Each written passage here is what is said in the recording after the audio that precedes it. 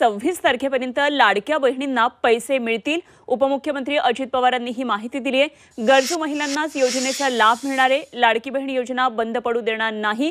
महाराष्ट्रातल्या लाडक्या बहिणींच्या खात्यामध्ये 26 तारखेपर्यंत पैसे टाकले जाणार आहेत, अशी माहिती उपमुख्यमंत्री अजित पवार यांनी दिली आहे। आणि या योजनेचा लाभ हा फक्त गरजू महिलांनाच मिळणार असल्याचं त्यांनी सांगितलंय। ते लाडकी बहीण योजना बंद पडू देणार नाही, असंही अजित पवार म्हणाले।